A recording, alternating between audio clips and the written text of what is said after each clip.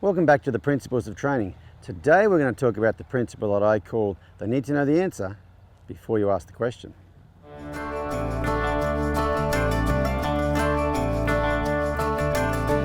So the principle they need to know the answer before you ask the question is something I think all good horse trainers use that principle.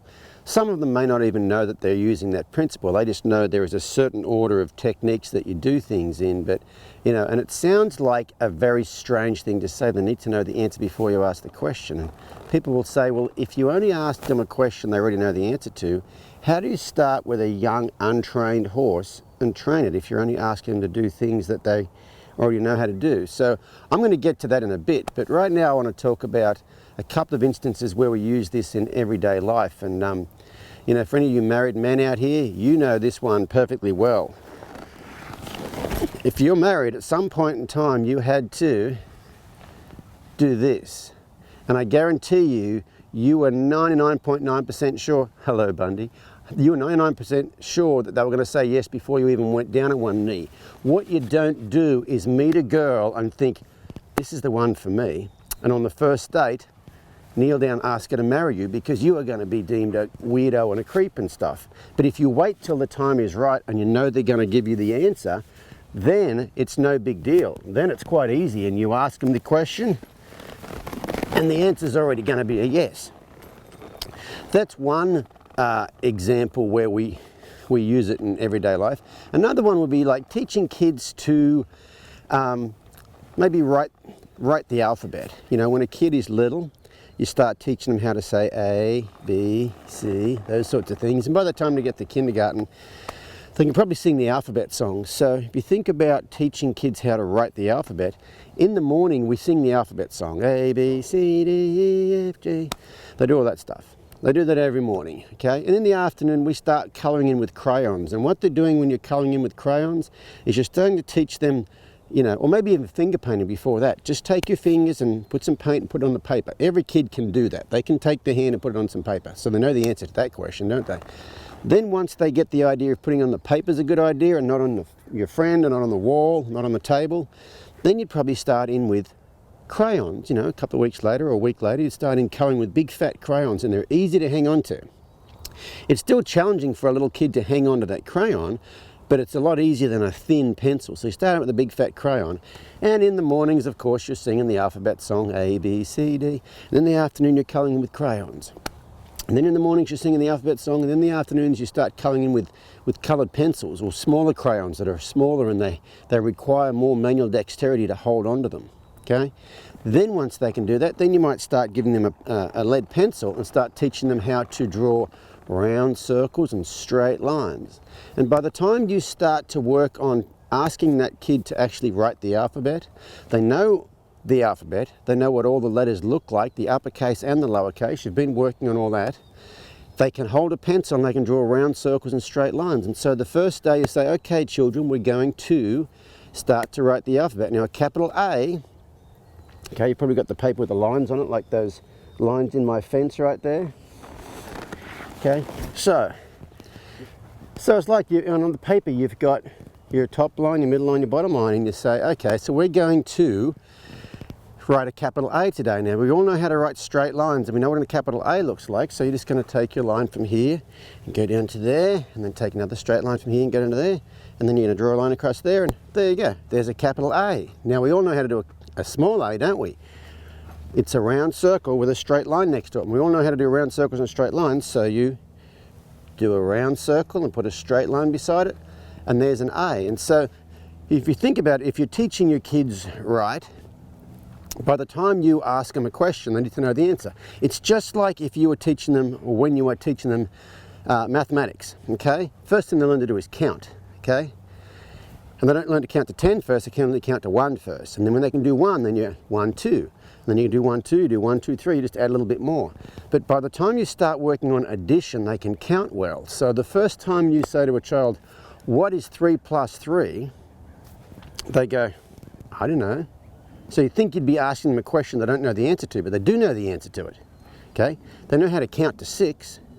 So if you go, what's 3 plus 3? And they go, I really don't know. And you go, well, if you had 3 here and 3 there and you count them, how many would you have? And they can go 1, 2, 3, 4, 5, 6. So they can find the answer to that question. They know the answer to that question. The question is just asked a little different way. And I think that's probably the big secret of training horses is, it's the same as that. They know the answer. They just don't know how to get to the answer the way you ask, and then they figure out how to get to that answer. So everybody's training program is different. You know, how people start young horses, everybody does it a little bit differently. So what I'm about to show you is not saying how you're supposed to do it. What we're looking at here is the principle behind the techniques and the process that I go through. And I'll show you what I do with a young horse from the start, and I'll show you what questions I ask him that he already knows the answers to, and I can develop those answers into other answers, so I can ask him the question to those, and by the time I ask him the question, he knows the answer to them. So I mentioned earlier that I would explain what I do when starting a young horse, because as I said, a lot of people would say, well, if you're only asking the answer to something they already know, what do you do when they don't know anything? Well, this is where being observant and understanding the nature of horses comes in. Now, I'm not much of a fan of the term natural horsemanship. I think it's been bought and sold and boxed and packaged, and people think it's attached to someone's name, or it's a technique. You know, it's really a set of principles. The thing, I like to call it horsemanship, but the thing that's natural about it is you are being aware of the nature of horses. And horses are prey animals, okay? They've been eaten alive for thousands of years if they didn't run fast enough. They don't have big sharp teeth or sharp claws, so their way to protect themselves is to run, okay? That's their first response to anything is run. That's flight first, okay? And so, this is Bundy, you've seen him in the series. He hasn't been ridden for about a week, so hopefully he'll be a bit fresh and act a bit more like an unhandled horse this morning. And I haven't done any groundwork with him for quite a while. But if I start with an unhandled horse in here, I guarantee, and he might not even run away from it because he's been desensitized to it, but if I take my flag out and have an unhandled horse and I wave that flag, he's going to run away from it. We already know the answer to that, okay? That's perfectly normal, okay? So if I've got an unhandled horse and I bring him in here, what I'm going to start to do is basically teach him that he can control this flag, okay? He already knows how to go. He knows if something goes like that, he would go. So what I would do is I would apply a cue, which and this is what I do, but this is not about the technique I'm doing, it's the principle behind what I'm doing. I would apply a cue, and later on in the series we'll get into another episode called the application of your cues or your aids and what order you do it in, because that's a principle that doesn't change. So I would ask him to go, start to step towards him, and start to wave that flag. And as soon as he went, I would take away all those things. And right then he'll go, what you're trying to do is you're trying to time his response to your release, okay? He already knows how to run away when you do that. Okay, but he would run. What happens, what does a predator do if it starts chasing the horse and it runs away? It keeps chasing them, okay? So they don't really get scared of the flag because you do that and they think, oh, I've got to go. And when it goes, you stop. They go, oh, I know how to control that. Okay, so that's something a horse will naturally do, is they'll naturally run away from things, scary things coming at them.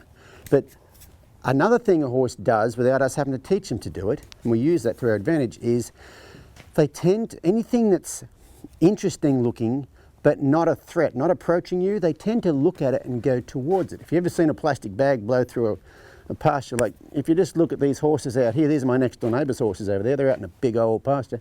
I guarantee if a plastic bag blew from here through that fence, there's a wire fence it couldn't get through, but if it did, past those horses, they might jump up and snort. And as it blew in that direction down there away from them, they'd probably start looking at it and maybe even walking towards it, okay? So those are two things horses will do. And so with a young horse that doesn't know anything, the first place I'm going to start is a thing I call hooking on, and it teaches them a lot of things, but I would ask him to go down, off you go, Bundy, and I would go, and when I get the response I want, I would quit asking. Okay, like I said, I haven't done this for quite a while with Bundy, but what you're teaching the horse to do is that it has control, that I'm predictable, okay, and the horse actually has control of the situation.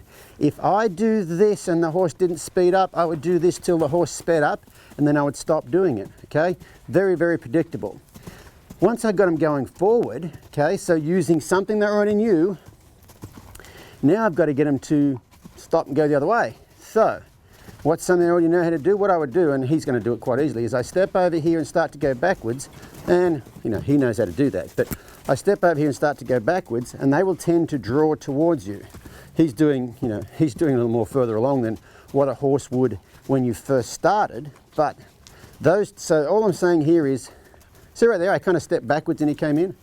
I'll wait till he gets over there, I'll show you again. So I'll get him to go, I'm going to point, and if he didn't go faster, which he just did because he learnt to do that, and I'm just going to step backwards here, and he just comes over here. But if I went forwards here, he would go over there. Things going towards them make them go away, and things going away make them come towards them.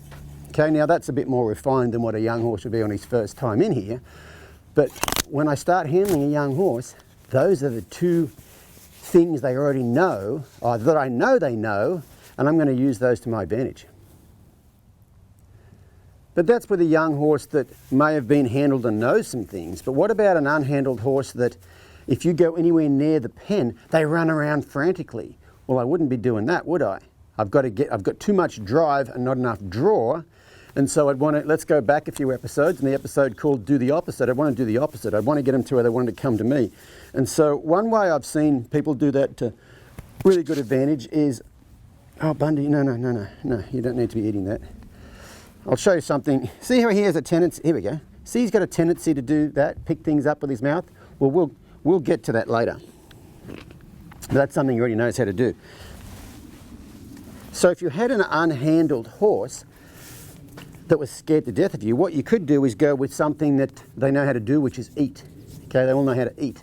So if your horse was scared to death of you, you had an unhandled horse, a Mustang, Brumby, Kamanawara in New Zealand, whatever, and you had them they were living in somewhere this size, I would put the hay over there against that fence and leave. Okay, every day, or I'd start feeding him in a certain spot. And then what I'd do after a while is I'd feed him there and see if I can stand on this side of the round pen while they're eating over there and let them eat while I'm standing around.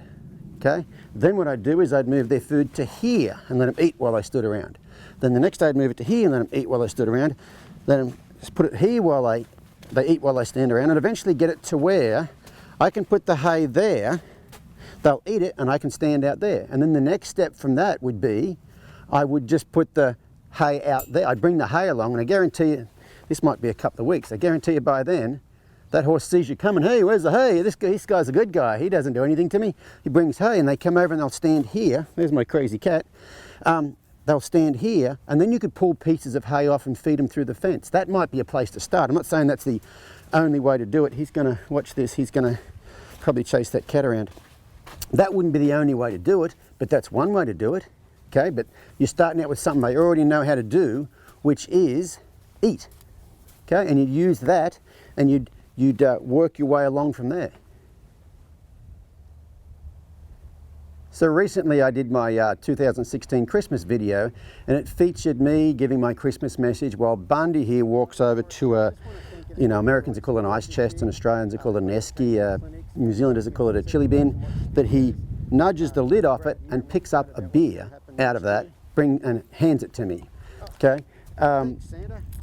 and how a friend of mine taught him that using clicker training. And clicker training, the principles of clicker training are the same as the principles for everything else, so it's not any different. But she taught him to do that with clicker training, and if you think about how she taught him to do that with clicker training, she started with something he can do, which is eat. Okay, then she got him to, will he eat out of my hand? Yes, well, he knows that. Well, then all she'd do is she would click and have him eat out of her hand, so he understands that as soon as you click, you're going to get fed. Okay? Then what she did was use that whole curiosity thing I talked about. Things going away from them tend to draw them to them. All she did was took a target like this, moved the target, and when his nose touched it like that, click, she'd click and treat, and pretty soon he will touch a, hello, target. And then she exchanged the target for the bottle of beer. First he had to touch it while she held it. She moved it in different places. Then she'd put the bottle of beer on the ground and he'd have to touch it, okay? Then after a while she wouldn't reward him for touching it, he had to figure out how to actually pick it up. Okay, and she didn't use a beer bottle, she actually used a plastic bottle, plastic water bottle full of sand, so he could grab a hold of it, you know, and squeeze it. And then she taught him to pick it up. Then she taught him to pick it up by the top of it. Then she, instead of putting it on the ground, she would put it in the cooler. Okay, and she'd put it so it was in there so it was easy for him to pick up. And once he could do that, then he already knows the answer to that. So everything he's doing here, he already knows the answer to before she asked him to do it. Then what she did was she put the lid on the cooler slightly a little bit on one corner. And so he picked the bottle out, and then after a while she moved the lid a little further closer. Okay, he knows how to get the bottle out of the cooler, and as he picked it up, he bumped the lid off. And then she moved the lid closer and closer and closer, and eventually, like you saw in the trick, he goes over, nudges the lid out of the way, picks the beer up and hands it to me. But that whole sequence right there all started with him knowing how to eat. He knew the answer to that. She went, eat out of my hand, and then she just gradually took it up to where he does what looked like a pretty cool trick. So that's a little bit how I get started on the ground. But once I take some of those ground skills, you know, when I go to start riding these horses, really the only thing I change is the fact that I'm on their back. And so then all we're going to do is go back through the same stuff we've already done. So, you know, from all that groundwork stuff, they know how to respond to halter pressure. So usually when I'll get on, I'll make sure that I can bend their head softly in both directions. They already know how to do that. They knew how to do it on the ground. All I've done is I've asked it from the saddle, but they already know the answer. They've never had it asked from up here before, but they basically already know the answer before I get up here. Then I'm going to start probably asking them to untrack behind. Some people call it disengaging the hind end. I'm going to start to work on untracking that hind end. And, you know, he's older and broke, so I'm wearing spurs on him. But normally I start carrying, when I first start, I'm carrying a dressage whip, okay, or a flag, whichever, it doesn't matter. And so you saw that on the ground, we can ask that horse to move its hind end over and apply a little pressure, and it knows how to move that hind end over. Okay, so it knows the answer to the question, but I might ask the question just a little bit different way. So when I first get in the saddle, I'm on here. Actually, let me just move around side on so you can see my leg here. So when I first get in the saddle and I ask him to bend his head, he already knows how to do that. So I'm not asking him to do something he doesn't know how to do. And he also knows how to disengage behind. Okay, Bundy, you shouldn't move over like that. Let's get back over here so they can see my leg. He already knows how to disengage behind. So all I'm going to do is take my leg and slide it back. If I slide it back on him, he'll move his hind end, won't he? But I'll take my leg and slide it back. Now, when I take my leg and slide it back and he doesn't move, he's going, I'm not sure I know the answer to that question. Then I'm going to tap a little bit with my dressage whip, and he goes, oh, that I know the answer to that one. And as he moves over, I will take my leg off. Okay, so if my leg was, I moved my leg back and it was on, and I had his head bent around at the time. So his head's bent around, I put my leg on, he doesn't move over, I tap with the whip, and as soon as he moves that hind end over, I would then just take my leg off, leave my hand here, and just wait for him to come to a stop and get soft, and then I would release again. So that would be the start of teaching the horse how to respond to this leg and teaching the horse how to respond to this leg. By the time I want to go forward, by the time I ask a young horse to go forward, he knows how to respond to this leg. And he knows how to respond to this leg, okay? And so by the first time I ask a young horse to go forward off both legs, he already knows the answer. He knows how to go forward. He's done that quite a bit. And he knows how to respond to this leg, and he knows how to respond to this leg. So when I take both legs and add them, usually they'll go forward, and because they know how to do that. You know, this whole thing is about don't ask them the question until they already know the answer. Or something as simple as walking off for a young horse, I want to make sure they know the answer to that before I actually go forward. So once those horses are moving forward, then you're probably thinking, well, okay, you've never ridden this young horse before, so it's his first ride, and so you've never stopped him from going forward. How are you going to ask him to stop from going forward? Well, he already knows the answer to that question because I showed you a minute ago. When I work on that disengage, so his head's bent and I put my leg on and he moves over and off my leg, okay? And I'm just going to keep my leg on here so he keeps moving. He moves over and off my leg. His legs are moving. He is actually going forward. Okay, see his front feet are untracking slightly forward. He's going forward. And then what do I do when I want to stop? I take my leg off, but he might keep walking around. I'm going to keep him walking around a little bit. So you take your leg off. You're no longer asking him to disengage, and he keeps walking around and he walks around, and then he comes to a stop, and when he does, you release. So that's where you teach him to stop. I'm going to teach him to bend to a stop before I ever ask him to go forward. So by the time you ask him to go forward, you're riding along, you can reach down here, take his nose out to the side. He should start to cross and uncross his hind legs like that. And then at some point in time, he will come to a stop. And then you can release. Now, you didn't force that stop and you didn't make him stop. You just gave him a suggestion, and he thinks back in his training, oh, I know how to get out of this. Because you're not going to just do that disengage once. You're not going to just bend his head, disengage, let go of your leg, then let go of his head, and then go and do something else. I'm going to work on that quite consistently till I can get him quite responsive off my leg. And when I take my leg off here, he just comes to a stop. So right there, even on the early rides on these young horses, they know how to stop before you ask them to go. They know how to go before you ask them to go. They know how to disengage before you put your leg on and ask them to disengage. And they know how to, bend their head over here before you ask them to bend their head over here under saddle. So hopefully that gives you an idea of the principle that I call the need to know the answer before you ask the question, and see how it's related to not only horse training, but absolutely everything we do in life. So don't forget to join us next time, and we'll go through another episode of The Principles of Training.